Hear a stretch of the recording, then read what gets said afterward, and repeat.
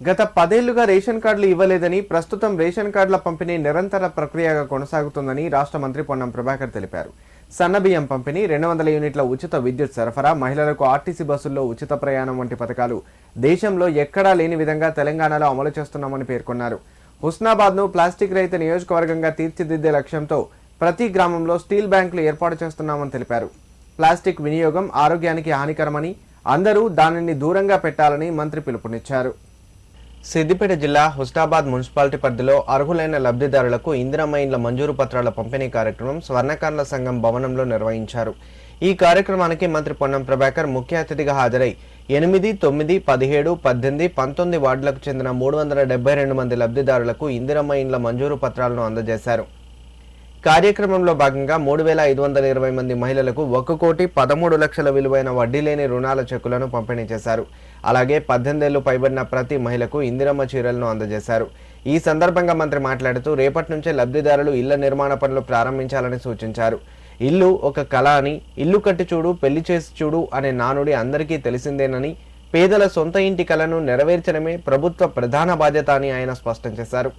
గత 10 ఏళ్లలో ఒక్క డబుల్ బెడ్రూమ్ ఇల్లు కూడా ఇవ్వలేదని విమర్శించారు. హుస్నాబాద్ టౌన్లో మొదటి దశలో 170 ఇందిరమ్మ ఇల్లు మంజూరు చేయగా ప్రస్తుతం మరో 370 ఇళ్లను మంజూరు చేస్తున్నామని తెలిపారు.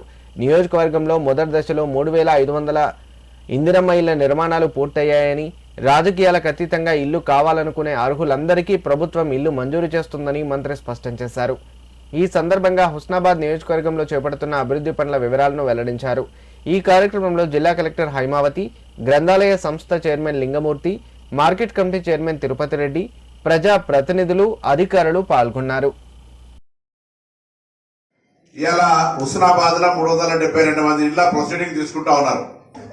తప్పకుండా మీ అందరూ వెంటనే ఇందిరమ్మ ఇళ్ల కార్యక్రమం ప్రారంభించుకోవాలని సందర్భంగా కోరుతా ఉన్నా.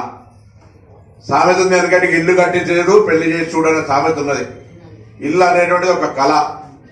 ఆ కళ నేను ఎవరిని విమర్శించదలుచుకోలేదు, కానీ 10 ఏళ్లలో ఎంతమంది చూసారు అహనా పెళ్ళంట సినిమాల కోట శ్రీనివాసరావు కోడి కట్టేసి కింద అందరికి నోరు ఇచ్చినట్టుగా డబుల్ బెడ్రూమ్ అన్నాడు, అల్లుడు తేడా వాడుకుంటారు, కోళ్ళేడ అమ్ముతారు, మేకలేడ కట్టేస్తున్నారు. హుస్నాబాద్ ఎంతమందికి వచ్చినా నాకు తెలియదు.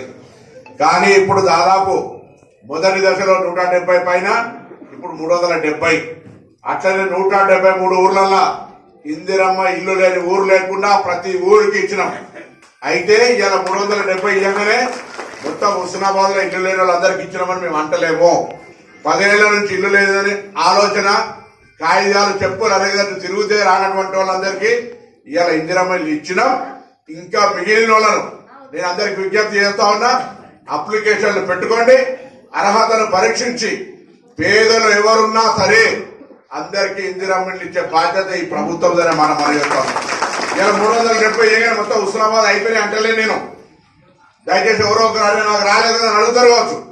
అర్హతను పరిశీలించి అధికారులు ఆ అర్హత ప్రకారంగా మాత్రమే, రాజకీయాలకు అతీతంగా ఎవరు ఏ పార్టీ సంబంధం లేకుండా ఇల్లు కావాలనే వాళ్ళందరికీ ఇల్లు ఇచ్చే కార్యక్రమం తీసుకుంటా ఉన్నాం.